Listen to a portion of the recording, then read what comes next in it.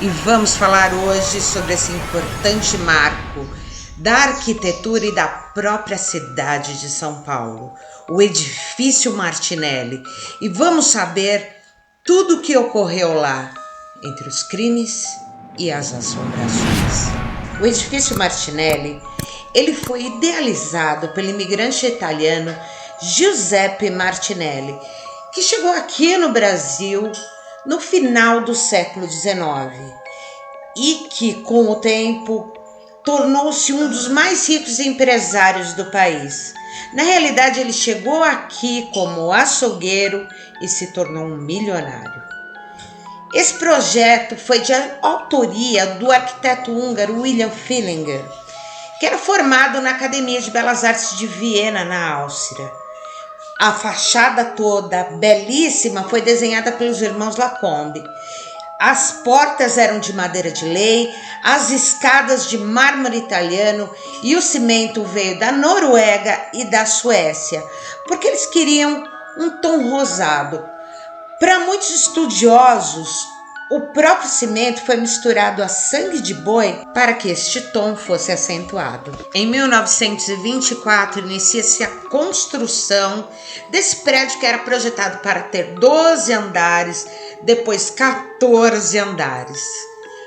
Bom, nas obras trabalharam mais de 600 operários, 90 artesãos, entre italianos e espanhóis, que cuidavam daquele acabamento soberbo. Os detalhes da fachada eram muito esmerados. No entanto, diversos imprevistos acabaram prolongando as obras. As fundações de um prédio vizinho foram abalados. Problema esse que foi resolvido com a compra do prédio por Giuseppe Martinelli, agora comendador Martinelli. E esses cálculos estruturais complexos que também acabaram levando à importação de uma máquina de calcular da Mercedes da Alemanha. Martinelli, um visionário, não parava de acrescentar andares ao edifício, estimulado pela própria população que lhe pediu uma altura cada vez maior. De 12 passou para 14, como eu disse, depois para 18. E em 1928 chegou a 24. Nessa época, o próprio Martinelli já havia assumido o projeto arquitetônico e fiscalizava diariamente as obras e até trabalhava como pedreiro, retornando assim à profissão que ele exerceu um dia na Itália, e demonstrava um prazer enorme em ensinar aos operários mais jovens os macetes ali da profissão. A primeira vítima do edifício Martinelli, e talvez a sua primeira assombração, surge quando, em 1927, o operário Tomás Orlandini despencou para a morte do 22º andar, batendo no 10º andar e falecendo imediatamente. Um segundo problema se apresentou com a visão dos paulistanos a respeito do edifício Martinelli. O grandioso edifício e majestoso em sua arquitetura trouxe pânico aos paulistanos, que achavam que aquele prédio gigantesco, muito maior do que qualquer outra coisa construída por São Paulo, era a semente da tragédia. Muitos acreditavam que o prédio ia roubar o sol das casas, assim como outros nem sequer passavam pela rua por medo do desabamento do prédio, dentro dessas proporções que eles desconheciam. A obra, então, foi embargada e Giuseppe Martinelli teve que apresentar às autoridades inúmeros documentos para comprovar a segurança do projeto. E mais do que isso, o comendador Martinelli decidiu morar no edifício para provar a todos que o edifício não iria desabar. Para isso, ele construiu um palacete no topo do prédio, onde ele e sua família moraram por muitos anos.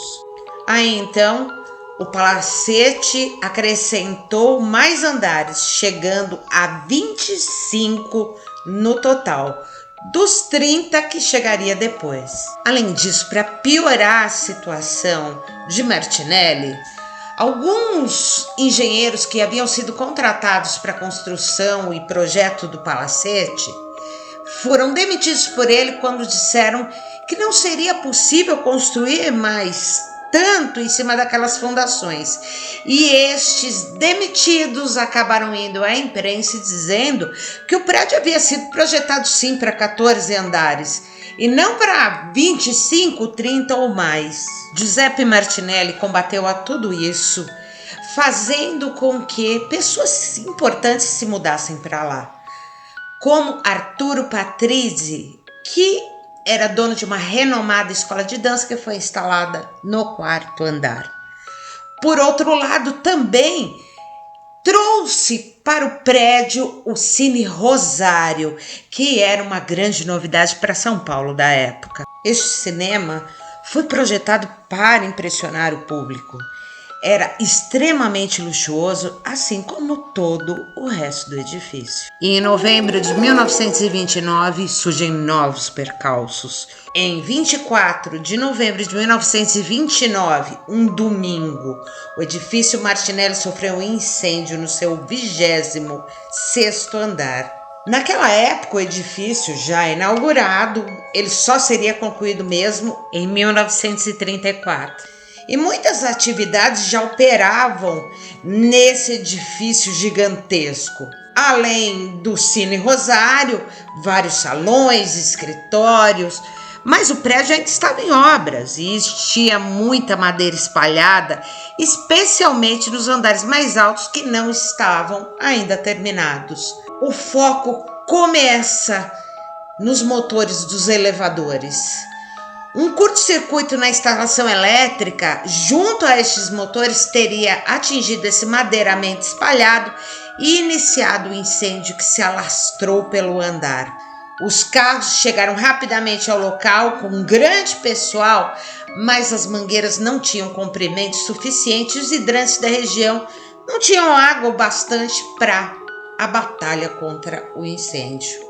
Para acabar com as chamas foi necessário um verdadeiro cordão humano, que era composto por bombeiros, policiais e até alguns operários que se juntaram para passar baldes de mão em mão até o foco do incêndio. As chamas só foram controladas no início da noite, por volta das 20 horas. Felizmente, fora o prejuízo material e financeiro, não houve nenhuma morte e apenas algumas poucas pessoas sofreram ferimentos leves. Entre os inquilinos do prédio havia partidos políticos como o PRP, jornais, clubes como a Portuguesa e o Palmeiras, sindicatos, restaurantes, confeitarias, boates, o Hotel São Bento, o próprio Cine Rosário que a gente já tinha citado anteriormente. E o tino comercial do comendador Martinelli se revelava plenamente, porque até as paredes do prédio serviam de outdoor gigante para produtos, entre eles a pasta dental Elba, o café Bering e a aguardente Fernet Branca, que era importada pelo próprio Martinelli. No entanto, mesmo antes de sua conclusão, o prédio já havia se tornado um símbolo da cidade de São Paulo, ao ponto de o próprio Zeppelin contornar o prédio, ele ter sido visitado por Guglielmo Marconi e ter recebido em sua casa, inclusive, o príncipe de Gales, que se tornaria o rei Edward VIII. Durante a Revolução Constitucionalista de 1932, o prédio chegou a abrigar armamentos e baterias antiaéreas, que com o fim da Revolução, com a vitória das forças de Getúlio Vargas, foi invadido e todo este material bélico foi recolhido. A verdade é que todos esses problemas do edifício Martinelli endividaram o comendador Martinelli. E então, em 1932, a propriedade acabou sendo vendida. Isso também teve a influência da crise econômica de 1929. E o comendador Martinelli teve que ceder o prédio ao governo italiano, já que ele havia feito um empréstimo muito vultuoso para financiar o término da obra. A verdade é que Martinelli nunca se conformou com a perda do seu sonho, daquele edifício tão suado que ele construiu. E dizem até que Ele, quando saiu de São Paulo, foi morar no Rio de Janeiro, onde construiu outras obras, mas nada tão monumental quanto o edifício Martinelli. E sempre que ele estava em São Paulo, pedia para que o motorista de táxi jamais passasse na região. Por isso, para muitos, o fantasma de Giuseppe Martinelli ainda permanece no prédio. Após o Brasil entrar na Segunda Guerra Mundial contra o eixo composto por Alemanha e Itália, o edifício foi confiscado, tal qual todos os outros bens estatais pertencentes às potências do eixo. E o edifício, que era do governo italiano, passou a ser propriedade da União. Com o fim da Segunda Guerra Mundial, o prédio começou a ser progressivamente ocupado por moradores não muito ilustres e passou a ocupar as páginas policiais dos jornais. Começaram a morar ali pessoas que procuravam uma moradia barata, perto do trabalho, no centro de São Paulo. O cinema fechou, o hotel deixou de ser chique e o agora rebatizado Edifício América passou a ser um dos maiores cortiços verticais da cidade. Isso já nos anos 50. Muitos crimes aconteceram neste local. Discussões, brigas inclusive armadas, tráfico de drogas e clínicas clandestinas começaram a reinar. É o momento então em que os relatos de assombrações começam a surgir vigorosamente. Um dos casos mais notório foi o de Davilson Jeslick, um garotinho de 14 anos que foi encontrado morto no fosso do elevador do edifício Martinelli. Ele foi abatido e jogado do alto do prédio por um criminoso que era figura comum ali, conhecido como Meia-Noite. Outro crime ocorrido no edifício foi de uma garota de 17 anos de nome Neide, em 1965. Ela foi esganada e atirada do prédio após um baile. Neide foi encontrada num estado terrível, com fraturas expostas, e testemunhas relataram que ela estava acompanhada de um homem desconhecido antes de sua morte. O caso foi arquivado por falta de provas, contribuindo para a fama de mistério e de tragédia associada ao edifício. Outra que teve lugar no edifício Martinelli foi a de Rosa dos Santos, uma garota loira de 17 anos que, segundo as testemunhas, estivera com um homem no Hotel São Bento. Seu corpo foi encontrado pelo funcionário de um banco vizinho ao Martinelli, que fazia hora extra quando ouviu um grande estrondo. Da janela do segundo andar, ele viu a moça caída no térreo do prédio. Em meio à promiscuidade, as crianças brincavam ali, espreitavam ladrões e prostitutas. Os corredores eram compridos e sombrios. Os 14 elevadores pararam de funcionar e o lixo passou a ser jogado nos poços de ventilação e no fosso. As montanhas de lixo atingiam o 7º andar e o prédio cheirava a morte. Em 1975, o prefeito Olavo Setúbal decidiu revitalizar o prédio e desapropriou com a ajuda do exército para retirar os moradores mais renitentes. Quando a prefeitura tomou o prédio no ano de 1977, encontraram toneladas e toneladas de lixo no fosso de ventilação. Inclusive, encontraram restos de animais e todo tipo de dejetos que perfaziam a uma altura de 9 andares. E a partir desta limpeza, o edifício Martinelli passou a abrigar órgãos públicos, assim como o Comitê Olímpico, Coab e Urbanismo, a Secretaria de Habitação. No entanto, para quem acha que a maldição do edifício Martinelli acabou, está redondamente enganado. É possível encontrar diante do prédio pessoas que usam daquelas substâncias proibidas. Aí, além disso, houve até um assalto em um caixa eletrônico, em que um homem perdeu a vida diante de um bandido. E depois de contextualizar esse passado terrível do edifício Martinelli, nós começamos a entender um pouco porque o edifício, desde décadas passadas, é assombrado. Para muitos estudiosos, o passado que nós relatamos aqui é a causa de tudo que acontece, mas para outros não. Isso remonta à época da colonização do Brasil, quando os jesuítas, na tentativa de catequizar os índios da região do Vale do Anhangabaú, eles irritaram um espírito que protegia as florestas, o Anhangá. Tanto que o próprio nome Anhangabaú, que vem do tupi, significa rio ou água do Anhangá.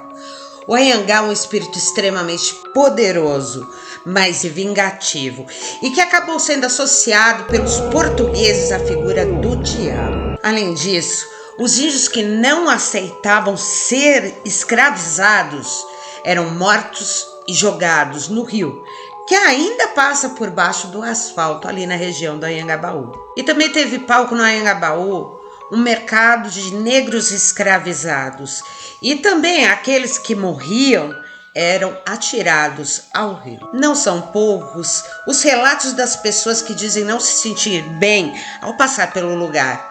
Algumas afirmam que ouvem vozes, gemidos e até gritos. Durante a noite, não se deve passar por lá, porque os ruídos ecoam pelo Vale do Anhangabaú. E, para quem já escutou, dizem que esses gemidos, esses pedidos de ajuda são perturbadores. E até vultos entre as sombras do local já foram relatados. E se você acha que só o edifício Martinelli foi afetado pelas assombrações dessas épocas, eu te digo que não. Nessa região também fica o Castelinho da Rua Apa. Aconteceu o crime do Poço, que depois deu lugar no mesmo terreno ao edifício Joelma, onde ocorreu uma das maiores tragédias em um incêndio em 1974. E também ao edifício Andraus, que foi acometido por um incêndio.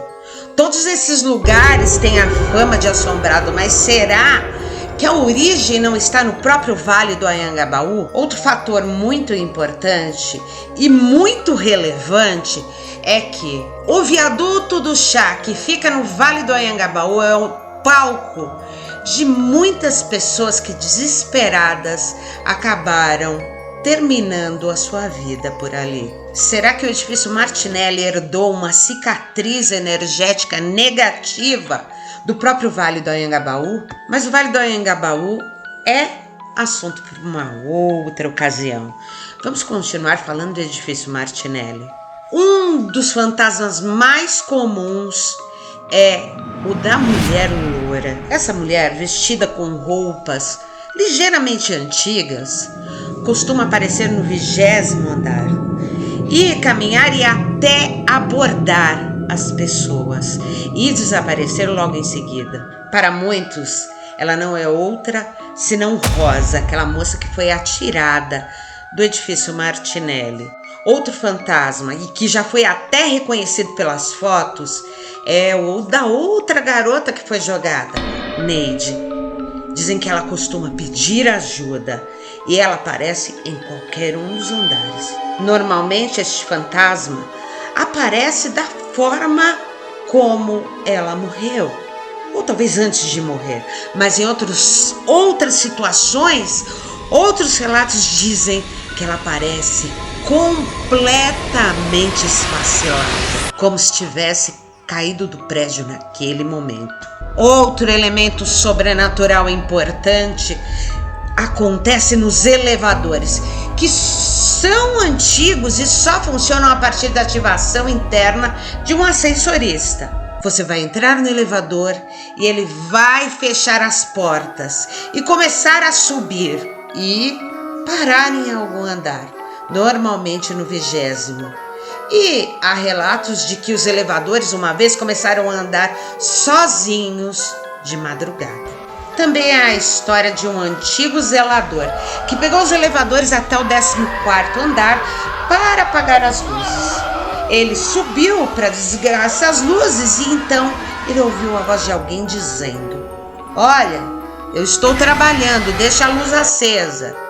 Ele foi ver quem é que estava trabalhando e não havia ninguém. Também há o relato de um rapaz que estava trabalhando na reciclagem acompanhado de seu amigo. Ele disse que algo se aproximou deles perguntando o que é que eles estavam fazendo lá. Quando eles olharam, não havia ninguém. Ele saiu de lá, assim como seu amigo, fugindo os dois apavorados. Outros falam de um menino que parece correr pelos andares. Para muitos, era Davilson Gelsek, que foi morto ao ser atirado de lá depois de ter sido capturado pelo assassino meia-noite. Outro som muito comum dentro do edifício Martinelli é o de crianças chorando. Para ser mais específica, bebês chorando. Seria um resultado das vidas que foram perdidas nas clínicas clandestinas de... Difícil dizer, não? Mas a verdade é que o poltergeist que assombra o edifício Martinelli está ativo e continuará até quando? Bom, isso eu não sei dizer. Também não sabemos determinar as causas do que ocorre lá, mas você pode opinar. Escreva aí nos comentários o que é que você acha. O que você crê que causa as assombrações no edifício Martinelli? Aguardamos a sua resposta e a gente se vê.